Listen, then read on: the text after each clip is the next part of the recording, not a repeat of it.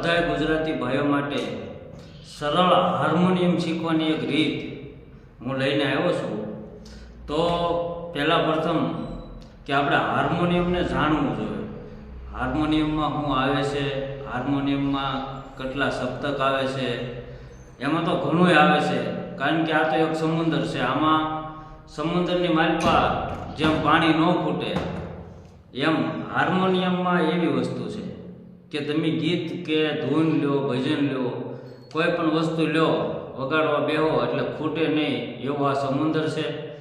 તો સરળ રીતે કેમ શીખાય એવો માર્ગ ગોતતા હોય આસાની છે, પણ સરળ રીતે શીખવા માટે તો પ્રથમ આપણે હાર્મોનિયમ શું છે એ જાણવું જોઈએ।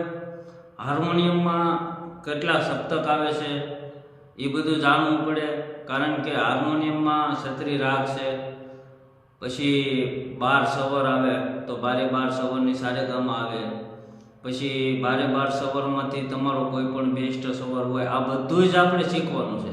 પણ સૌથી પહેલાં આપણે હાર્મોનિયમને જાણવું જરૂરી છે। એટલે હાલો આપણે હવે જાણીએ હાર્મોનિયમમાં પહેલાં શું આવે છે। તો મિત્રો, આ પહેલું સપ્તક કહેવામાં આવે। લાવો વિડીયો તમને થોડોક નજીકથી દેખાડું કે કોને પહેલું સપ્તક। આ હાર્મોનિયમનું પહેલું સપ્તક છે, એના 12 સ્વર। પહેલા સપ્તકના 12 સ્વર અહીંયા સુધી થાય, પછી અહીંથી આ બીજું સપ્તક શરૂ થાય એટલે આના 12 સ્વર અહીંયા સુધી થાય, એનું ત્રીજું સપ્તક અહીંયા થાય એટલે એના 12 સ્વર અહીંયા, એટલે આ છે ને 3 સપ્તકનું હાર્મોનિયમ કહેવામાં આવે છે। તો આપણે હર કોઈ કલાકારો ગાતા હોય તો ઝાઝા ભાગ્ય મધ્ય સપ્તકથી ગાતા હોય, તો કે મધ્ય સપ્તક આવડો આ છે। તો પહેલું સપ્તક છે મધ્ર સપ્તક, મધ્ય સપ્તક અને ત્રીજું તાર સપ્તક। તો અત્યારે મિત્રો આપણે હાર્મોનિયમ મેં કીધું એમ ઘણા પ્રકારના આવતા હોય, સાદું હાર્મોનિયમ હોય, સ્કેલ ચેન્જર હોય।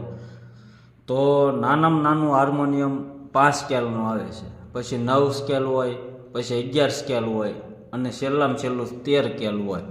તો આપણે સ્કેલ જાણવું હોય તો સ્કેલ જાણવા માટે કેમ ખબર પડે કે જેને ખબર છે કે સ્કેલ વસ્તુ શું છે એને તો ખ્યાલ આવી જાય, પણ જેને ખબર નથી કે સ્કેલ શું કહેવાય તો એના માટે આપણે સ્કેલ જાણવું હોય તો જુઓ મિત્રો, અત્યારે અહીંયા જે આપણે આ પોઈન્ટ છે એને એ 11 સ્કેલનું આપણી પાસે હાર્મોનિયમ છે, એટલે 11 સ્કેલ આ રીતના થાય 1 2 3 4 5 6 7 8 9 10 અને 11।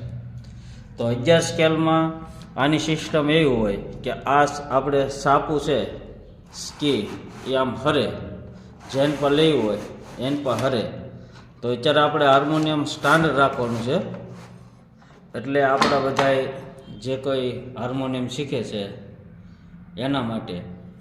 એટલે તમે માનો કે કોઈ પણ જગ્યાએ ભજન ગાવા બેઠા અને કોકે સ્કેલ ફેરવી નાખી તો ખબર કેમ પડે, તો કે ભાઈ 11 સ્કેલનું હાર્મોનિયમ છે તો આપણે અહીંયા ઉપર જોઈ લેવાનું, 5 સાપ અહીંયા પડી રહે, 1 2 3 4 ને 5 એવી ને એવી 5 સાપ આપણે અહીંયા પડી રહે, 1 2 3 4 ને આ 5, પછી 6ઠી સાપે અહીંયા લાગી ગયું કનેક્શન, એમ અહીંયા 6ઠી સાપે અહીંયા કનેક્શન લાગી ગયું ગણી લ્યો। તો આપણે આ રીતનું સ્ટાન્ડર્ડ કરી નાખવાનું। 13 સ્કેલ હોય તો બે બાજુ અહીંયા 5 છે એમ બે બાજુ 6 પડી રહે, અહીંયા 11માં 5 પડી રહે અને 13 સ્કેલમાં 6 પડી હોય અને 7માં ઓલે આ લાગી ગયેલી હોય। મિત્રો અત્યારે આપણે જે આ વસ્તુ દેખાય છે તમને, આને ગમા બોલવામાં આવે। આ એક્સ્ટ્રા સૂરના સાપું છે, આને ખેંચો એટલે કોઈ પણ એક્સ્ટ્રા સૂર વાગે। માનો કે આ અત્યારે ખેંચ્યો આપણે અને અહીંથી ધમો એટલે આ એકદમ શરૂ રહે, એમ આવડા જે છે એને ગમા બોલવામાં આવે। આ અત્યારે ખેંચેલા હોય બધાય, બરાબર।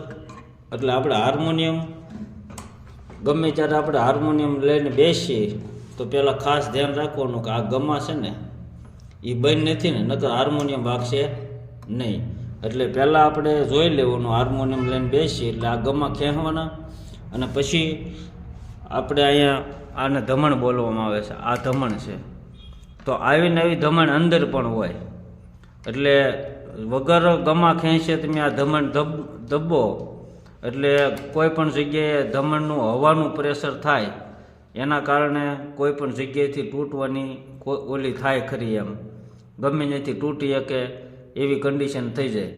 તો મિત્રો આશા કરું છું કે તમને હાર્મોનિયમની માલપા જે કાંઈ સિસ્ટમ છે મેં તમને દેખાડી છે એ બધામાં તમને સારી રીતે આમ દેશી ભાષામાં જે કંઈ દશ ઉજી છે એવી આશા કરું છું.